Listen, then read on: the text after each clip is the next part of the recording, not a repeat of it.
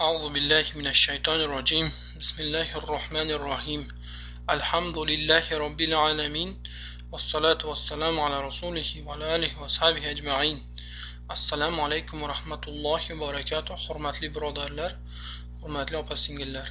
Tajvid darslarimizni davom etamiz. Demak, birinchi bob arab alifbosi mahraji 4-darsimiz. Shu paytgacha biz quyidagi mana ko'rib turgan 15 ta harfning mahrajini o'rgandik.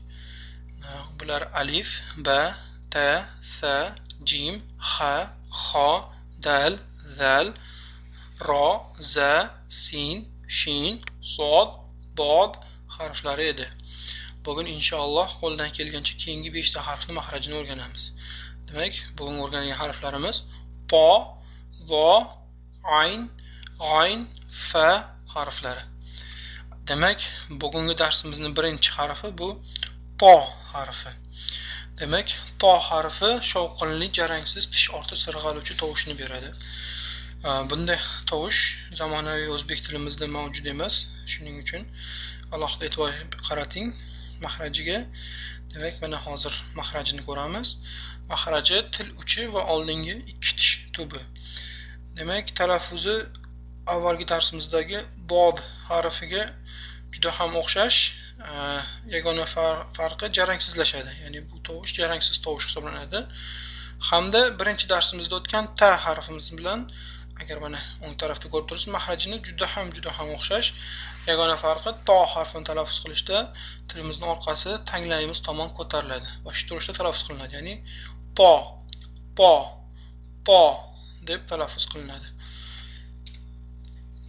Keyingi harfimiz vo harfi. Demak, vo harfi ham o'zbek tilida mavjud emas. Shovqinli, jarangli, tish orti sirg'aluvchi tovushini beradi. Demak, mahrajiga alohida e'tibor qaratamiz. Mahraji tilning ikki tarafi va oldingi ikki ustki tishlar orasi. Demak, bu harfni talaffuz qilish ham avvalgi darsimizdagi sod harfini talaffuz qilish bilan deyarli bir xil. Yagona farqi zo harfi jarangli, undosh tovush hisoblanadi. Endi shu paytgacha o'tgan harflarimiz orasida bir-biriga juda ham o'xshash mana yana 3 ta tovush bor. Bular zal, za hamda bugun o'tgan harfimiz, ya'ni zo harfi. Mana bularning mahrajlarini ko'rib turibsiz pastda. Demak, mahrajlari bir-biriga deyarli o'xshash. Yagona farqi zo harfini talaffuz qilishda tilimizning orqa tarafi tanglayimizga qarab ko'tariladi. Demak, bularni hozir o'qiymiz.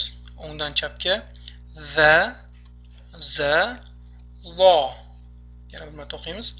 Za, za, zo. Va, za, vo.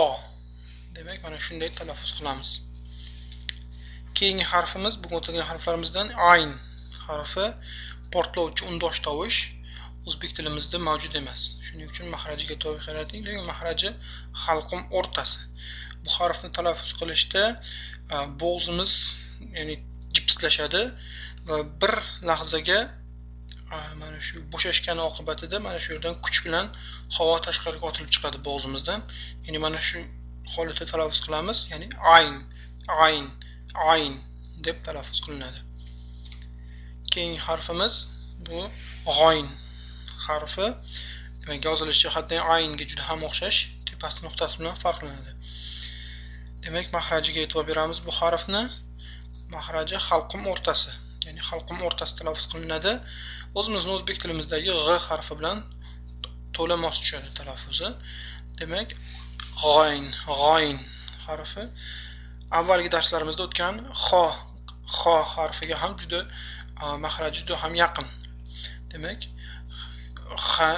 xo harfiga o'xshab talaffuz qilinadi, ya'ni tomog'imizning, xalqimizning eng yuqori qismida. Ya'ni g'oyn, g'oyn deb talaffuz qilinadi. Ko'p to'xtalmaymiz, sababi o'zbek tilimizda bu harf mavjud. Mana bugun o'tadigan harflarimizning oxirgisi bu fa harfi. Fa harfi shovqinli, jarangsiz undosh tovush. Demak, bu harf o'zimizning o'zbek tilimizdagi f harfi bilan bir xil talaffuz qilinadi. Yagona farqi bizda ko'pincha mana shu f harfi p harfiga aylanib ketishi kuzatiladi. Demak, arab tilida bunday emas.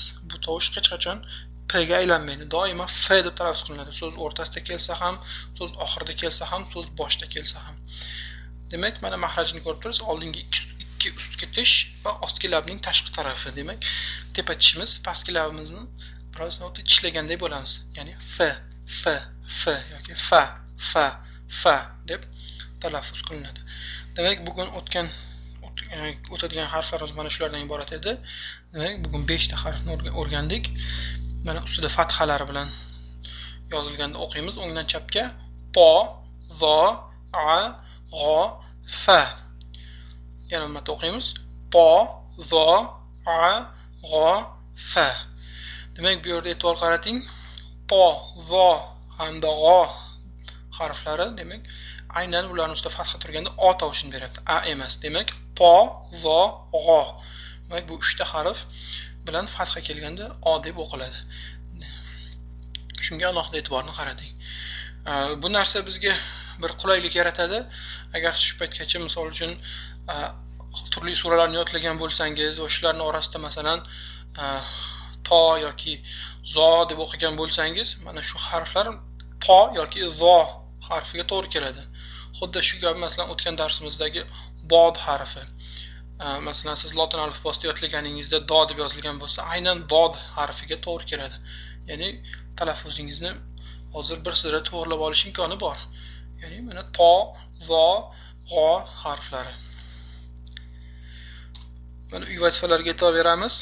Bugungi o'tgan harflarimizdan, demak, to hamda zo harfi bir-biriga o'xshash, nuqtasi bilan farqlanadi. Shuning uchun bu harflarga alohida e'tibor qarating. Hamda ayn va g'ayn harflari ham o'xshash.